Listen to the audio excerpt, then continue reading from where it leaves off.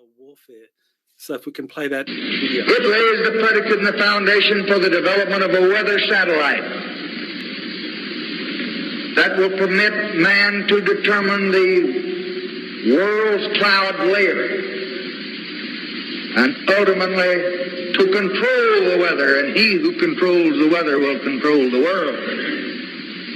That will permit man to determine the world's cloud layer, and he who controls the weather will control the world. So yeah, tell us about that video. How incredibly damning is that? 61 years ago, we have that kind of admission from former U.S. President Lyndon Johnson, and people today still want to pretend that these programs are only proposals. In fact, we have the entire so-called climate science community continuing to pretend that geoengineering is something they could, may, might do someday, when anyone who's not clinically blind can see these programs going on. And if we look at what we've warned about at geoengineeringwatch.org for the entire length of our existence, is that this equation is so nonlinear that once we get into a cascading collapse scenario, and we are there now, that the speed at which ecosystems around the globe will implode will be blinding. It's happening right now. And this is what, it's so perplexing that so many, with this information available, they choose to ignore it. They choose to feed their normalcy bias and pretend that somehow if they just elect the right candidate or they just pass the right law or legislation, that somehow everything will magically work out. And that's not the trajectory we are on. We're going to hit the wall. These programs are determining our collective fate, Michael, by the day. Yeah, I was astounded by that speech. I mean, President Johnson said that back in '62. I mean, he was vice president at the time, but here he is openly acknowledging that there was this understanding that weather modification was possible through satellites, and whoever controlled the weather controlled the world. So you can be sure that has been happening since '62. Now, yes. Your website actually has an incredible number of documents substantiating that this weather modification goes way back, and even goes back to 1891. And you've got one of your pages shows a list of patents going back to 1891. So do you want to talk about the patents that exist showing weather modification actually having this kind of origin? Well, certainly this is a record of the focus in this arena.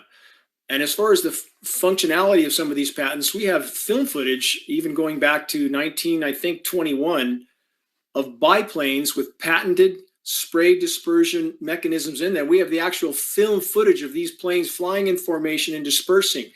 Even going into World War II, Michael, you've maybe heard some try to defend the false narrative that this is just condensation we're seeing, because they refer to the World War II bombers that left these massive trails behind them.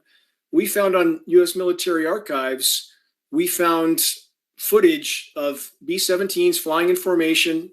The film footage was taken from one B-17 of other B-17s, dispersing massive trails behind them and then shutting off instantly as if it had been cut with a knife.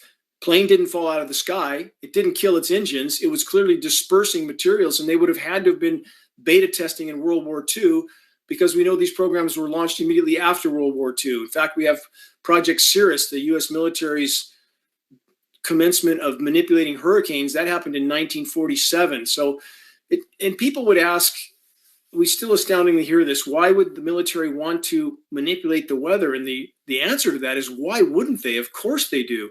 This is a crown jewel weapon of the military-industrial complex, and they can and have been bringing populations to their knees for their own purposes and agendas, without those populations ever even knowing they're under assault. And it's happening right now today. We can speculate as to the agendas and objectives, but for example, the cutting off of precipitation to many agricultural regions, California for the last decade plus, with the exception of this winter, we had toxic precipitation, but we see a systematic targeting of agricultural producing regions all over the world. Flash drought, flash flood, flash freezing, depending on the season, massive hailstones, which is indicative of chemical ice nucleation for weather modification. So this is not an accident. It's beyond anything that could be considered coincidence. They're targeting agricultural production.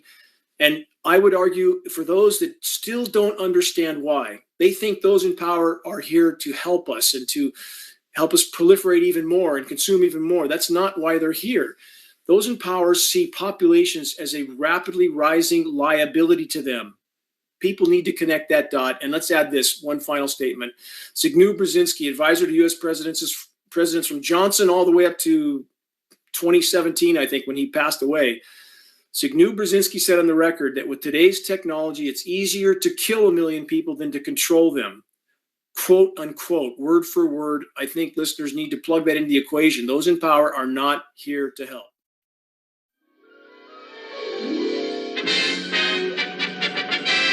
Nanu, Nanu.